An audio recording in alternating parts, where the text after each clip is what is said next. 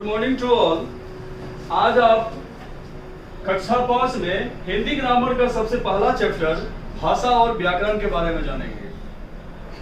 भाषा क्या है और व्याकरण क्या है, इसके बारे में तो आप पिछली कक्षा में भी पढ़े हैं, फिर भी इसको देखिए, सुनिए ठीक से, आपको समझ में आएगा।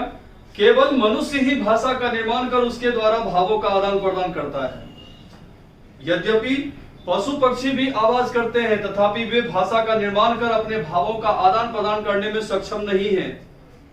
जैसे कुत्ता भौंकता है, बकरी मिमियाती है, इस तरीके से इसे हम भाषा नहीं कह सकते। तो फिर भाषा किसे कहते हैं? एक एग्जाम्पल थोड़ा सा भी देते हैं, देख लीजिए। घर में टेलीफोन की घंटी बजती है तो आप जैसे रिसीवर उठा के बोलते हैं हेलो, जिसे सुनकर आपका दोस्त जो है आपको कहता है कि मैं, जैसे कि मैं गीता बोल रही हूं, मैं रमेश बोल रहा हूं, वगैरह वगैरह। तो हम बोलकर या लिखकर दूसरों को अपनी बात बता सकते हैं। हम सुनकर या पढ़कर दूसरी की बात समझ भी सकते हैं।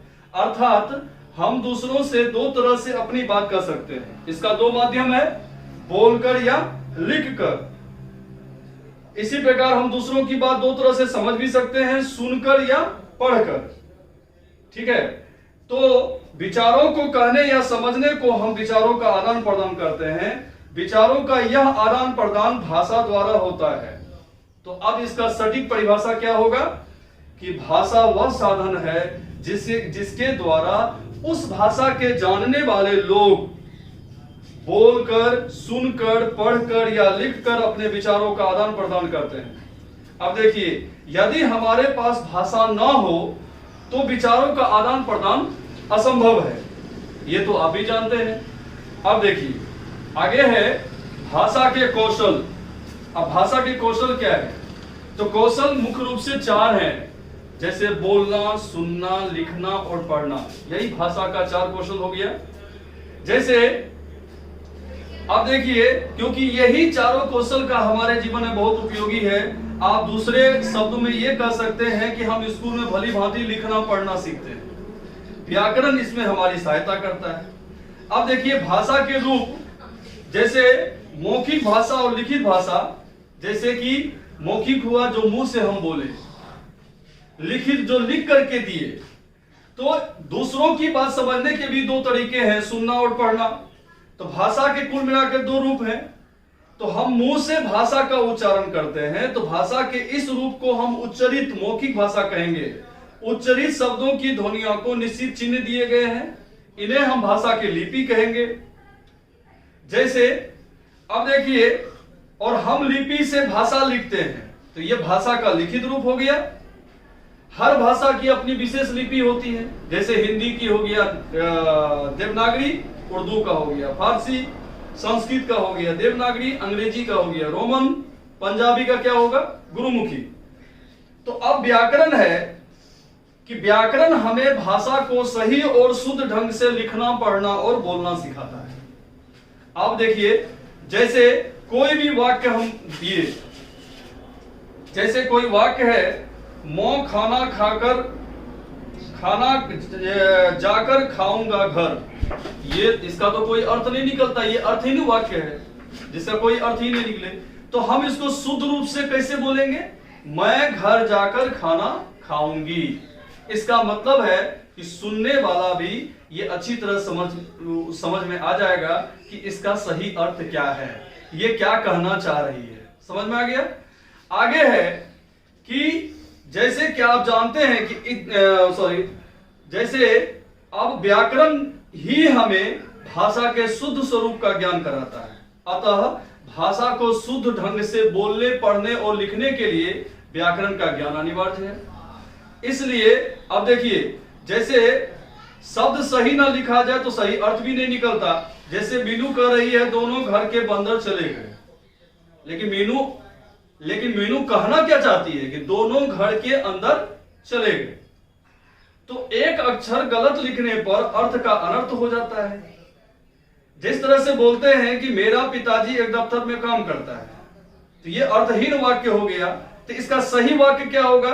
मेरे पिताजी एक दफ्तर में काम करते हैं। तो इस प्रकार व्याकरण हमें यह सिखाता है कि हम किस तरह सही वाक्य बोलें और अपनी बात को अच्छे ढंग से कहें। समझ में आ गया? यही है भाषा और व्याकरण। अब इसका जो प्रश्न उत्तर है, हमें व्याकरण की आवश्यकता क्यों है, इसका आंसर अभी जस्ट हम इसका एक्सप्लेन किए हैं। आप सुनिएगा, खुद इसका आंसर दे दीजिएगा। भाषा और व्याकरण का क्या संबंध है, दोनों का डिफिनेशन लिख देंगे। आप घर में कौन सी भाषा बोलते हैं वो लिखेंगे। आप कितनी भाषाएं जानते हैं वो लिखेंगे। आप जो जो भाषा आपको आता है उस भाषा का आपको नाम लिखना है। हो गया? आगे है भाषा के कौन से 4 कौशल हैं। अभी जस्ट हम आपको बताए हैं कि भाषा के 4 कौशल है। कौन कौन? बोलना, सुनना, लिखना और पढ़ना। ये 4 कौशल हो गया। मनुष्य को भाषा की आवश्यकता क्यों पड़ी, इसका भी आंसर है क्योंकि मनुष्य अपने भावों का जो है वो आदान प्रदान करता है। किसके माध्यम से? भाषा के माध्यम से। ठीक है? भारत के पड़ोसी देशों के नाम और वहां बोली जाने वाली भाषाओं के नाम लिखें। आप लिख लेंगे। उसके बाद है कि इसमें जैसे 6 नंबर में है, निम्नलिखित वाक्यों को सही क्रम में लिखकर इस अनुच्छेद को उचित शीर्षक दीजिए। इसका भी शीर्षक आप पढ़ेंगे तो आ जाएगा। रिक्त स्थानों की पूर्ति भाषा के माध्यम से हम अपने डैश को प्रकट करते हैं, भाव या विचार को प्रकट करते हैं। इस तरीके से तो सारा चीज आप बना सकते हैं। फिर भी आपको यदि ये फिलअप करने में कोई समस्या हो तो हमारे कमेंट बॉक्स में लिखिए, हम उसका फिर से पुनर्अवलोकन करेंगे। आप निश्चिंत रहें। लेकिन किताब आप अविलंब ले लें, केवल सुनने से नहीं होगा। किताब आपके सामने होगा तो आप एक एक पॉइंट को ठीक से सुनेंगे और ठीक से इसका जो है HW में भी इसका प्रक्रिया पूरा करेंगे। तो इसमें अब आप होमवर्क में लिखेंगे, गृह कार्य में आप लिख लेंगे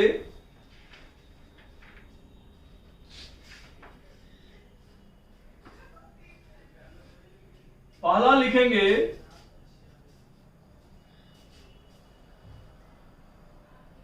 पाठ 1 अच्छी तरह पढ़ें और परिभाषा याद करें। परिभाषा याद करें। और दूसरा हो जाएगा पेज नंबर 8 खाली स्थानों को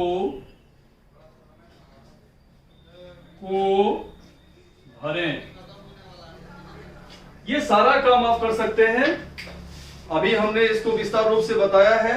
सब कुछ आप कर सकते हैं। फिर भी आपको कोई समस्या होगा तो आप कमेंट बॉक्स में हमारे व्हाट्सएप नंबर पे लिखिए, भेजिए, मैसेज भेजिए। उसके बाद जो है फिर से हम जो इसका सेकंड चैप्टर जो शुरू करेंगे वर्ण विचार, उससे पहले हम आपको इसका जो भी प्रॉब्लम आप देंगे उसका सॉल्व कर देंगे।